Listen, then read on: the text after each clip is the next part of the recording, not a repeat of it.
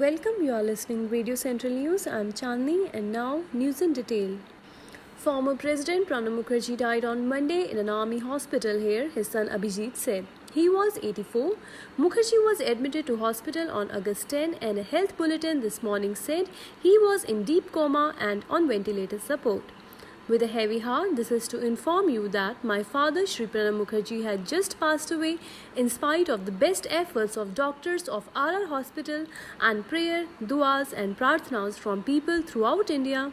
I thank all of you, folded hands, his son Abhijit Mukherjee tweeted. The former president was admitted to the hospital in Delhi cantonment on August 10 and was operated the same day for removal of a clot in his brain. He later developed a lung infection. Mukherjee was the 13th president of India from 2012 to 2017. The novel coronavirus tally in India crossed 36 lakh on Monday with 78,512 new cases, while the number of recoveries surged to 27,74,801, pushing the recovery rate to 76.62%, the Health Ministry said. The death toll climbed to 64,469, with 971 more people succumbing to the infection in the span of 24 hours, according to the ministry data. There are 7,81,975 active cases of coronavirus disease in the country, while 27,74,801 people have recovered. The total coronavirus cases rose to 36,21,245, it said. The recovery rate has increased to 76.62%, while the fatality rate has declined to 1.78%. Snapping its six-session winning run, the BSE benchmark Sensex plummeted 839 points on Monday as fresh India-China border tension triggered a broad-based sell-off in domestic equities. Profit booking at higher level and weak macroeconomic data also fueled the crash, traders said. After rallying 543 points in the morning session and touching the 40,000 mark, the BSE Sensex surrendered all gains to close at 38,628.29, showing a loss of 839.02 points or 2.13%. Similarly, the NSE Nifty tanked 260.10 points or 2.23% to end at 11,387.50. In a fresh incident in eastern Ladakh, the Chinese army carried out provocative military movements to unilaterally change the status quo on the southern bank of Pangong Tso Lake, but the attempt was thwarted by the Indian troops, the army said on Monday. Sun Pharma was the top loser in the Sensex pack, plumbing over 7%, followed by SBI, Bajaj, Finserv, Bajaj Finance, NTPC, ICICI Bank, Kotak Bank, and M&M and Maruti.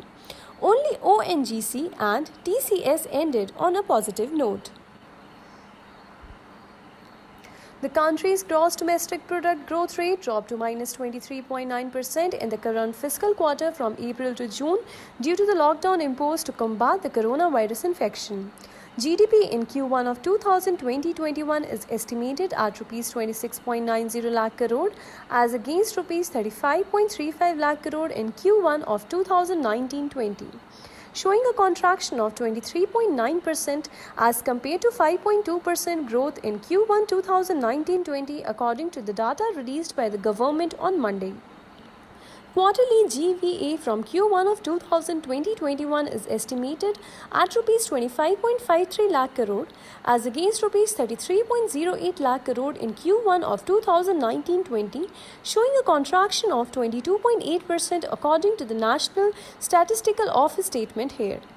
GDP at current prices in the year of Q1 2020-21 is estimated at Rs 38.08 lakh crore as against Rs 49.18 lakh crore in Q1 2019-20, showing a contraction of 22.6% as compared to 8.1% of the growth in Q1 2019-20.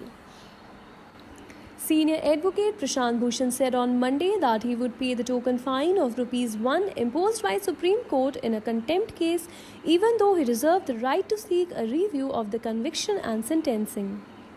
I propose to submit myself to this order and will respectfully pay the fine, just as I would have submitted to any other lawful punishment, he stated after the apex court verdict today. The apex court held Bhushan guilty of contempt of court and has decided to impose a fine of Rupee 1, failing which he would be imprisoned for 3 months and debarring from practicing as lawyer for 3 years. Bhushan made it clear that he is extremely grateful and humbled by the solidarity and support expressed by countless persons, ex-judges, lawyers, activists and fellow citizens who encouraged me to remain firm and true to my beliefs and conscience. They strengthened my hope that this trial may draw the country's attention to the cause of freedom of speech and judicial accountability and reform. What is very heartening in this case has become a watershed movement for freedom of speech and seems to have encouraged many people to stand up and speak out against the injustices in our society, he said. That is all for today's news bulletin. Stay tuned to Radio Central News for more updates.